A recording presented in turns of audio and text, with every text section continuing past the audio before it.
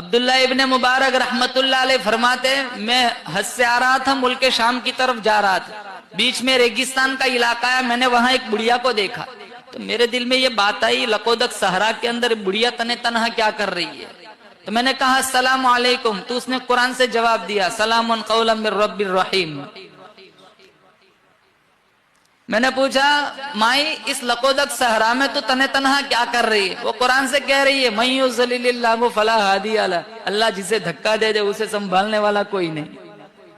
میں سمجھ گیا یہ اپنے قافلے سے بچھڑی ہوئی ہے۔ میں نے کہا کتنے دن ہو گئے؟ وہ قرآن سے کہہ رہی ہے ثلاث لیال سویہ، 3 راتیں ہو گئی میں قافلے سے بچھڑ چکی ہوں۔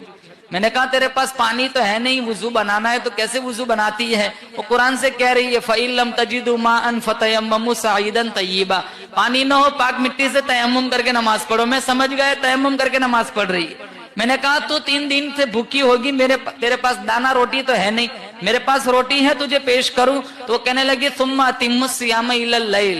میں سمجھ گیا یہ تو روزے سے ہے۔ میں نے کہا سفر میں بھی روزہ؟ سفر میں بھی روزہ؟ کہا فَمَن تَطَوَّعَ خَيْرًا فَهُوَ خَيْرٌ لَهُ، نفلی روزہ ہے۔ میں نے کہا سفر میں تو فرض روزہ چھوڑنے کی اجازت ہے، تو نفل روزہ رکھے ہوئے؟ وہ قرآن سے کہہ رہی ہے وَأَن تَصُومُوا خَيْرٌ لَكُمْ إِن كُنتُمْ تَعْلَمُونَ، اگر تمہیں روزے کی جزا معلوم ہو جائے تو تم سفر میں روزہ رکھنا شروع کر دو۔ میں جو بولوں وہ پلٹ کے قرآن سے جواب دیتی ہے۔ میں نے کہا اپنی زبان میں جواب کیوں نہیں دیتی؟ میں جو کہتا ہوں قرآن جواب دیتی ہے۔ اس نے ایک ایسا خوبصورت اتنی خوبصورت آیت پڑھی، اگر میں آج سوچوں ہمارے گھروں کا حال دیکھو تو ہمیں اتنی شرم آئے کہ ہمارا وجود شرمندگی میں ڈوب جائے۔ وہ کہنے لگی ما یلفظ من قول الا لدیہ رقیب عتید، میں جو بولوں گی فرشتہ لکھ لے گا، میرا ایمان اجازت نہیں دیتا میرے نامہ اعمال میں قرآن کے علاوہ اور کچھ لکھا جائے۔ کہا تو کہاں سے آئی ہے، کہاں جانا ہے؟ کہا سبحان الذی اسری بعبدہ لیلا من المسجد الحرام الى المسجد الاقصى۔ عبداللہ ابن مبارک فرماتے میں سمجھ گیا یہ حج پڑھ کے آئی ہے، ملک شام کی طرف جانا چاہتی ہے۔ میں نے کہا تیرے پاس سواری تو ہے نہیں، میں اپنی سواری پر تجھے سوار کر دوں؟ وہ بڑی عورت کہنے لگی ارے فمن تطوع خیرا وما تفعل من خیر یعلمہ اللہ، تم جو کوئی بھلائی کرو گے اللہ دیکھتا ہے، اللہ اس کی جزا دے گا۔ میں نے اٹھنی کو بٹھایا، بڑھیا کو اس کے اوپر بٹھایا، میں نے ایڑ لگائی، میرے دل کی تمنا تھی بچھڑے ہوئے قافلے سے جلدی سے مل جائے۔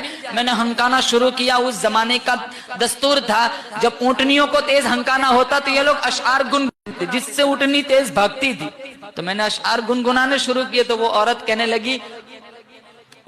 لگی فقرؤوا ما تیسر من القرآن، اشعار کیوں پڑھتے ہو؟ قرآن نہیں جانتے؟ قرآن پڑھو۔ میں نے قرآن پڑھنا شروع کیا۔ میں چلتا رہا، پانی والا علاقہ ہے، وہاں کچھ لوگ بیٹھے ہوئے تھے۔ اس عورت نے جب ان لوگوں کو دیکھا ٹھنڈا سانس لیا، سورۃ الفاتحہ کی پہلی آیت پڑھی الحمدللہ رب العالمین۔ مجھے یقین ہو گیا یہ اسی قافلے سے جدا ہوئی ہے۔ میں نے کہا مائی اس قافلے میں تیرا کوئی پہچاننے والا ہے؟ وہ قرآن سے کہہ رہی ہے المال والبنون زینت الحیات الدنیا۔ میں سمجھ گیا اس قافلے میں اس کے بیٹے ہیں۔ میں نے کہا تیرے بیٹوں کے نام کیا ہے؟ کہا واتخذ اللہ ابراہیم خلیلا وکلم اللہ موسیٰ تکلیما یا یحییٰ خذ الکتاب بقوہ۔ اس نے 3 آیت پڑھی، میں سمجھ گیا اس کے 3 بیٹے ہیں، ایک کا نام موسیٰ، ایک کا نام یحییٰ، ایک کا نام ابراہیم۔ میں نے آواز لگائی، مجمع کو چیرتے ہوئے 3 خوبصورت جوان میرے پاس آئے۔ میں کچھ کہوں اس سے پہلے بڑھیا کہنے لگی فبعثوا احدکم بورقکم ہذہ الی المدینہ، پیسہ اٹھاؤ بازار جاؤ ناشتہ لے آؤ۔ ایک گیا بازار سے ناشتہ لایا، میرے سامنے پیش کیا۔ بڑھیا مجھے کہنے لگی کلوا واشربوا ہنیئا بما اسلفتم من ایام خالیہ، پڑھو یہ کھاؤ اب تک جتنے احسان کی اس کی جزا ہے۔ میں نے کہا میں نہیں کھاتا۔ کہا کیوں؟ کہا پہلے تمہاری ماں کا قصہ سناؤ، 4 گھنٹے اس کے ساتھ ہو گئے، قرآن کے علاوہ کچھ بولتی نہیں۔ کہا اب 4 گھنٹے میں تھک گئے، آج 40 سال ہو گئے، میری ماں نے قرآن کے علاوہ کوئی بات ہی نہیں کی۔